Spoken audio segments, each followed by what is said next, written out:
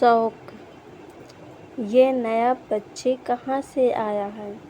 Jam की शीशियाँ गत्ते के बड़े डब्बे में पैक करते हुए सुरेश ने सामने कुर्सी पर बैठे अखिलेश की तरफ देखते हुए अपने साथी रमेश से पूछा।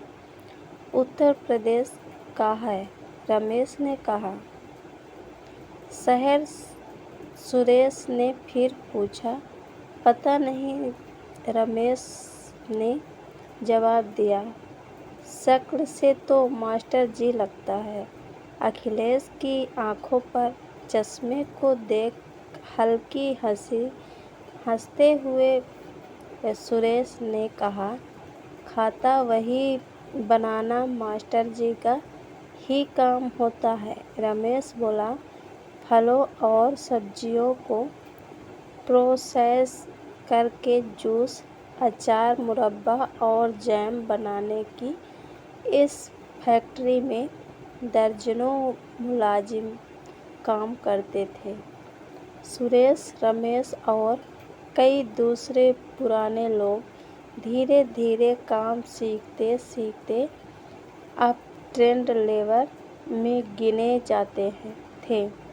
फैक्ट्री में सामान्य शिफ्ट के साथ दोहरी शिफ्ट में थी काम होता था, जिसके लिए ओवर टाइम मिलता था। इसका लेखा जोखा अकाउंटेंट रखता था। अखिलेश AM-A पास था। वह इस फैक्ट्री में अकाउंटेंट और क्लर्क भर्ती हुआ था। मुलाजिमों के कामकाज के घंटे और दूसरे मामलों का हिसाब किताब दर्ज करना और बिल पास करना इसके हाथ में था। अपने फायदे के लिए फैक्ट्री के सभी मुलाजिम अकाउंटेंट से मेलजोल बना कर रखते थे। पहले वाला बाबू कहाँ गया? रामचरण ने पूछा। उसका तबादला कंपनी की दूसरी ब्रांच में हो गया है। ये सब बाबू लोग ऊपर से सीधे साधे होते हैं, पर अंदर से पूरे चस्केबाज होते हैं, रमेश ने धीमी आवाज में कहा। इनका चस्केबाज होने में अपना फायदा है। सारे बिल फटाफट पास हो जाते हैं। शाम को शिफ्ट खत्म हुई, दूसरे सब चले गए, पर सुरेश, रमेश और रामचरण एक तरफ खड़े हो गए। अखिलेश उनको देखकर चौंका। सलाम बाबूजी, रमेश ने कहा। सलाम, क्या बात है? अखिलेश ने पूछा। कुछ नहीं, आपसे दुआ सलाम करनी थी। आप कहाँ से हो? अखिलेश ने गांव के बारे में बताया। साहब, एक एक कप चाय हो जाए, रमेश ने जोर दिया। अखिलेश उनके साथ फैक्ट्री की कैंटीन में चला आया। चाय के दौरान हल्की फुल्की बातें हुई। कुछ दिनों तक यह सिलसिला चला, फिर धीरे धीरे मेल जोल बढ़ता गया। साहब, आज कुछ अलग हो जाए। एक शाम सुरेश ने मुस्कुराते हुए अखिलेश से कहा। अलग मतलब? अखिलेश ने हैरानी से पूछा।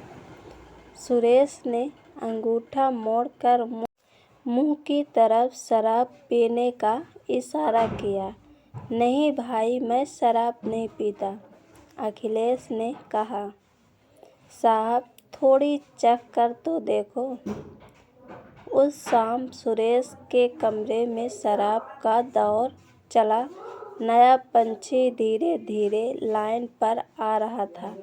कुछ दिन के बाद सुरेश ने अखिलेश से पूछा, साहब आपने सवारी की है? सवारी मतलब कभी सेक्स किया है? नहीं भाई, अभी तो मैं कुंवारा हूँ। मेरी पिछले महीने ही मंगनी हुई है। अखिलेश ने कहा, सुहाग रात को अगर आप चूक गए तो सारी उम्र आपकी बीवी आपका रोब नहीं मानेगी। रामचरण बोला। इस पर अखिलेश सोच में पड़ गया। वह 25 साल का था, लेकिन अभी तक किसी लड़की से सेक्स नहीं किया था। साहब, आज आपको उन्नत की सैर कराते हैं, सुरेश ने कहा, इस सोच के साथ कि सुहाग रात को वह अनाड़ी या नामर्द साबित न हो जाए। अखिलेश सहमत होकर उनके साथ चल पड़ा। वे चारों एक सुनसान दिखती गली में पहुँचे। गली में मुहाने पर ही एक पान वाले की दुकान थी। 4 पलंग तोड़ पान बनाना। 100 रुपये का नोट थमाते हुए सुरेश ने कहा, पान बंधवा कर वे साहब आगे चले। यह पलंग तोड़ पान क्या होता है? अखिलेश ने पूछा। साहब, ये बदन में जोश भर देता है। औरत भी हाय हाय करने लगती है। अभी आप भी आजमाना, रामचरण ने समझाते हुए कहा। एक 2 मंजिला मकान के बाहर रूम कर सुरेश ने कॉल बेल बजाई। एक औरत ने खिड़की से बाहर झाँका। अपने पक्के ग्राहकों को देखकर उस औरत ने राहत की सांस ली। दरवाज़ा खुला, सभी अंदर चले गए। एक बड़े से कमरे में 3-4 पलंग बिछे थे। कई छोटी बड़ी उम्र की लड़कियां, जिनमें से कई नेपाली लगती थीं, मुंह पर पाउडर पोती होठ पर लिपस्टिक लगाए बैठी थी। सोफिया नजर नहीं आ रही। अपनी पसंदीदा लड़की को न देख सुरेश कोठे की आंटी से पूछ बैठा, बाहर गई है वह? इसको सबसे ज़्यादा मस्त वही नजर आती है। रामचरण बोला, नए साहब आए हैं, इनको खुश करो। आंटी ने लड़कियों की तरफ देखते हुए कहा।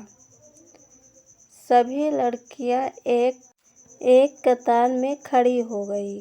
कईयों ने अपने अपने उभारों को यूं तान दिया जैसे फौज में आया जवान अपनी छाती फुलाकर दिखाता है। साहब, आपको कौन सी जच रही है?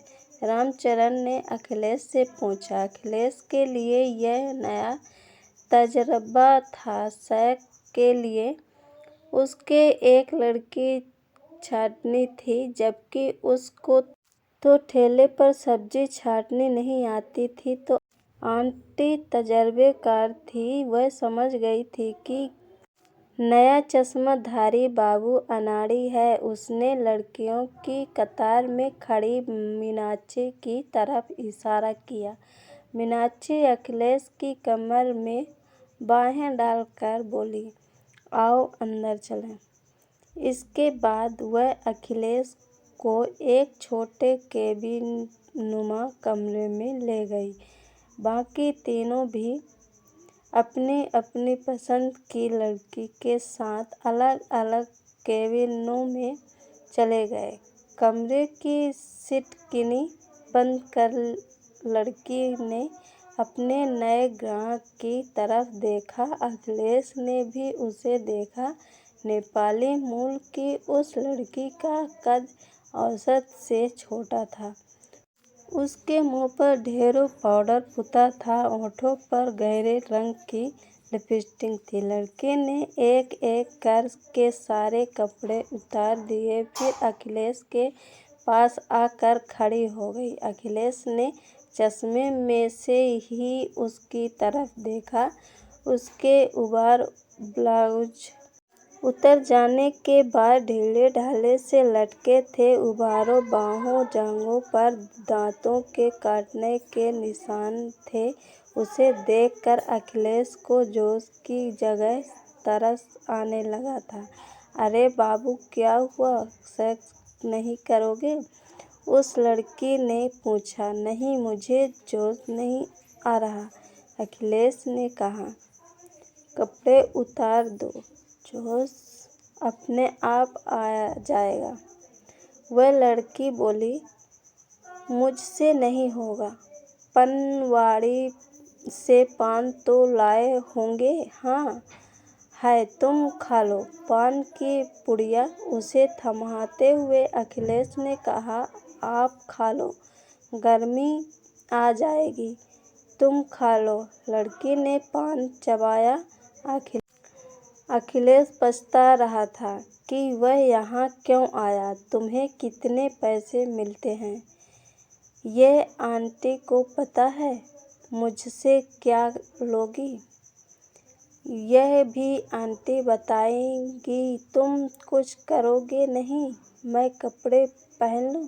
अखिलेश चुप रहा। लड़की ने कपड़े पहने और बाहर चली गई। अखिलेश भी बाहर चला आया। इतनी जल्दी ग्राहक निपट गया था। आंटी ने टेढ़ी नजरों से उसकी तरफ देखा। मीनाक्षी ने भद्दा इशारा किया। पलंग पर बैठी सभी लड़कियां हंस पड़ी। आधे पौने घंटे बाद बाकी तीनों भी बाहर आ गए। अखिलेश को बाहर आया देख वे सभी चौंके। क्या बात है साहब? सुरेश बोला। मुझसे नहीं हुआ, अखिलेश ने बताया। पहली बार आए हो ना साहब, धीरे धीरे सीख जाओगे। आंटी को पैसे थमाकर वे सब बाहर चले आए। अगले कई दिनों तक उन तीनों ने अखिलेश को उकसाने की कोशिश की, मगर उसने वहां जाने से मना कर दिया। एक शाम मौसम सुहावना था। शराब के 2 पैग पीने के बाद अखिलेश घूमने निकल पड़ा। अचानक ही अखिलेश के कदम उस गली की तरफ मुड़ गए। चश्माधारी बाबूजी को देख आंटी पहले चौंकी, फिर हंसते हुए बोली, आओ। बाबूजी। मीनाक्षी भी मुस्कुराई। वह उसको अपने केबिन में ले गई। आप फिर आ गए? मौसम ले आया? अकेले? हाँ, मैं अपने कपड़े उतारूं?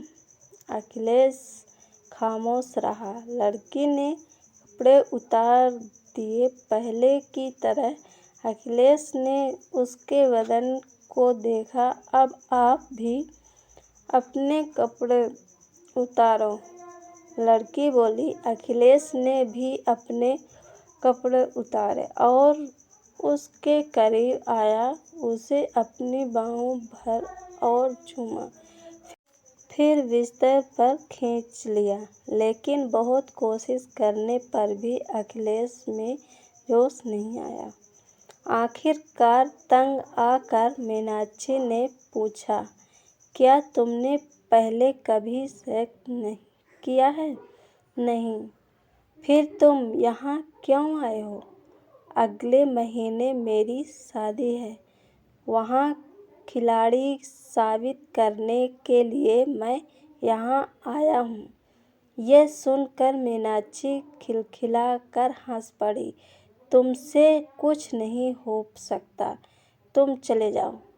कपड़े पहनकर अखिलेश बाहर जाने को हुआ, तभी मीनाक्षी बोली, अपना पर्स, घड़ी और अंगूठी उतार कर मुझे दे दो। क्यों?